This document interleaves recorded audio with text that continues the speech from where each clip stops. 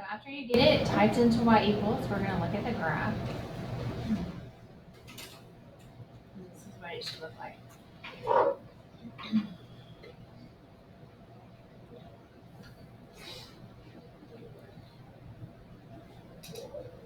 And the first thing we're going to find is the turning points. So those turning points are going to be the relative max and relative min. So I'm just going to go ahead. And write max and min. Oh wait, I think this one has two minimums. Right,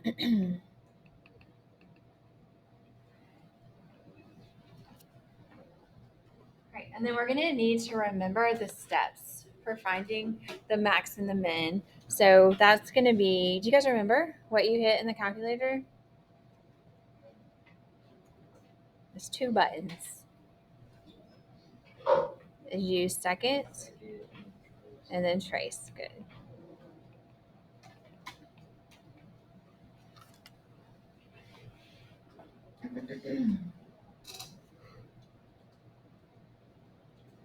Okay, so let's just go ahead and find that maximum first. So we're going to do second trace, and then we're going to choose number 4 for maximum. And then you get this little flashing cursor. Yours, I already did this question with my other class, so yours probably showed up on the y-axis, but take your little flashing cursor and hit enter on the left side of the maximum. So on the left side of the hill, you're going to hit enter, and then you're going to hit the right arrow, and you're going to move to the right side of the hill and hit enter, and then hit enter one more time. All right, so when this says maximum, it's probably found it, and we're just going to round to a couple of decimal places. Yeah, this is review.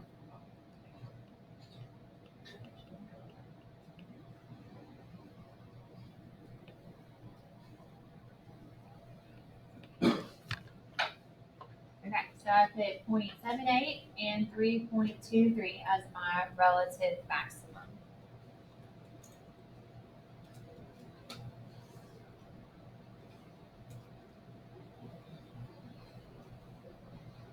Okay, then I have two relative minimums I'm going to find.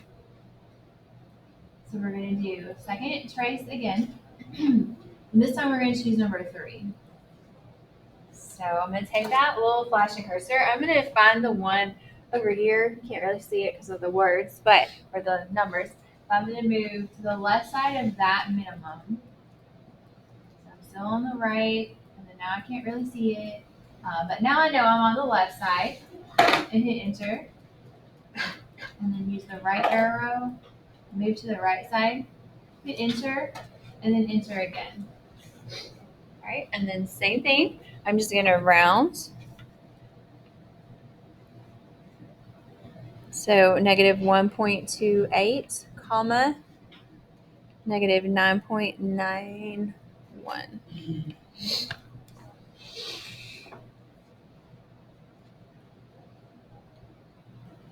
And then there's one more minimum to find.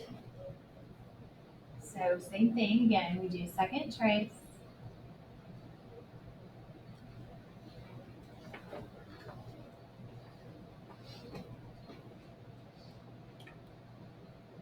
And we're going to choose minimum, number 3.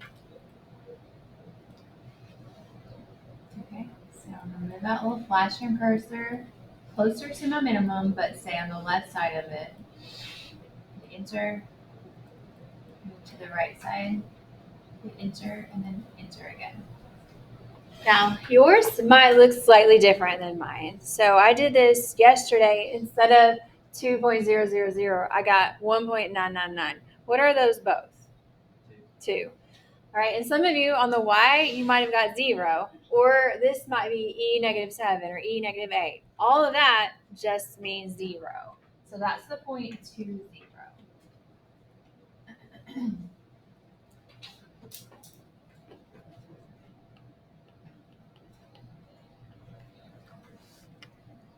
right, so I am going to graph those points. Now this grid only goes like from -8 to 8. So our minimum is actually going to be a little bit off the graph, but it's going to be fine. So I'm going to graph this maximum point. So I'm going to go right about 0.78, so a little less than 1, and then up 3.23. So that's where I would put it. Okay. This minimum is going to be off the page. So we're going to go right about -1.28, so a little farther than -1, and then down almost 10, which is going to be like floating around there. It's okay. And then 2, 0, that's easy to graph.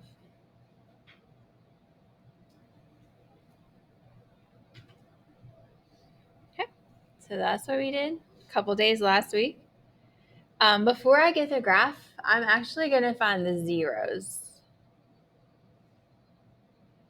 So zeros is what we did yesterday, and it was pretty simple to find the zeros in the calculator. Do you guys remember?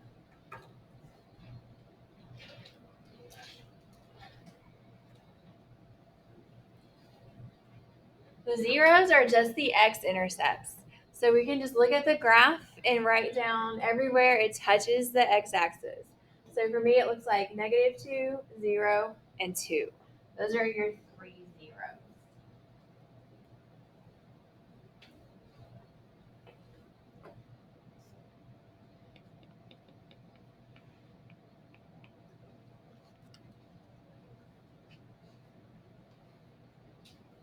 All right. So what I would do is I would go on my x-axis and put a point at -2, at 0, and then I already have one at 2, so that's okay.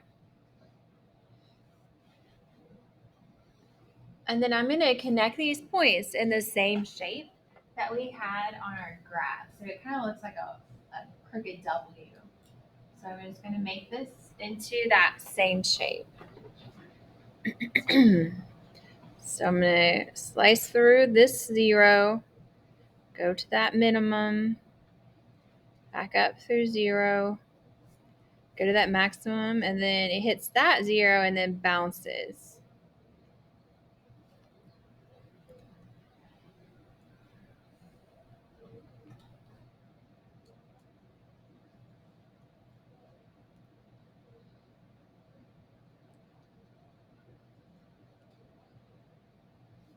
So another thing we did in that packet was give the intervals of increasing and decreasing. And so what we did to like prepare for that is we would either highlight or underline the x values of your maximum and minimum points.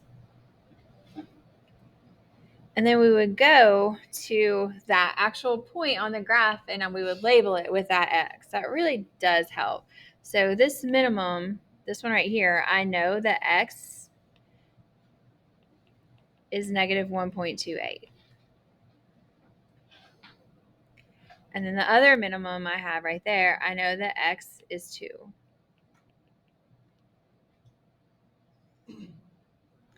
And the x of my maximum is 0.78. All right, so those are the numbers I'm going to use in my intervals of increasing and decreasing. And then I know as far as I can go to the left is negative infinity, and as far as I can go to the right is positive infinity.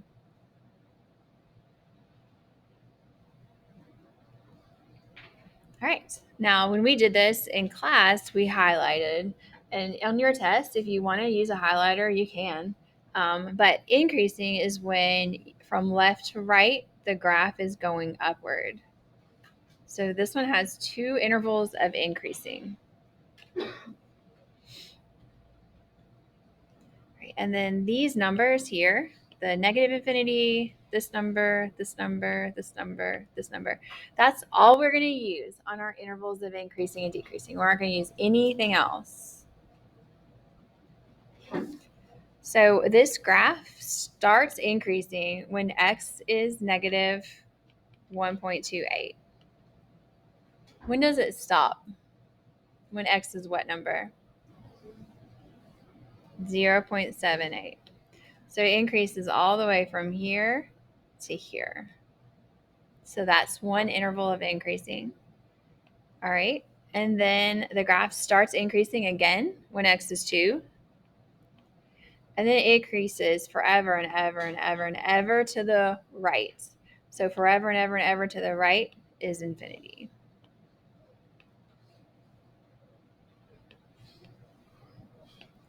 All right. And then I also have 2 intervals of decreasing. Decreasing is when the graph is falling from left to right. Okay, I'm still using those same numbers. So at the beginning of the function, as far as you can go to the left, the graph is falling. So that as far as you can go to the left is negative infinity. That's when the graph starts decreasing. And it's going to be decreasing, decreasing until I get to negative 1.28. All right. And then I have another section, a small section right here between this number and this number where x is decreasing, or the graph is decreasing, sorry. All right, so those are my intervals of decreasing.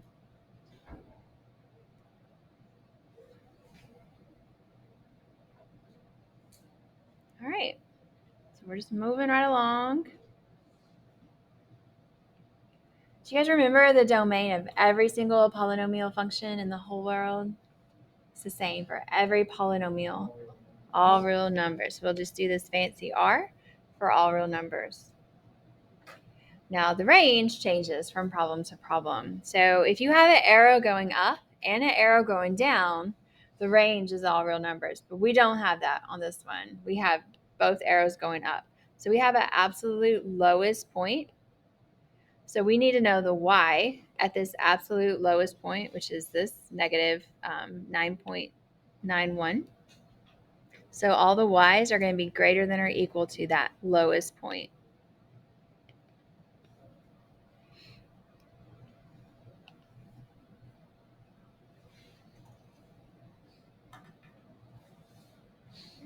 Now, the parent function is not something we've really talked about much, and I'm actually not putting parent function on your test, but it's not hard to do. You just basically drop off all the addition and subtraction and any kind of multiplication, and the parent function is just going to be f of x equals x to the fourth. So it kind of like just matches the degree of the function. I should have changed that to degree and not parent function. That's okay. All right, and then I think I have stuff written in your box for end behavior, but I haven't written it here.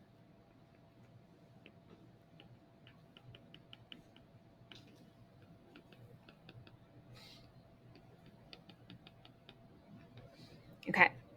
So as x approaches negative infinity, that just means the left side of the graph. So if we're looking at the left arrow is pointing up. So what would we say? It's either going to be positive infinity or negative. Positive infinity. And then this means the right side of the graph. If we look at the right arrow is pointing up. That's also positive infinity. All right. So those are all the things that we've done with graphs the last couple weeks. So I have 3 more of these for you. One of them, you have to do the graph. The other 2, the graph is already drawn, so it won't take as long for you to do. But you guys have time to work on this. You can work together if you want to work together. It's up to you.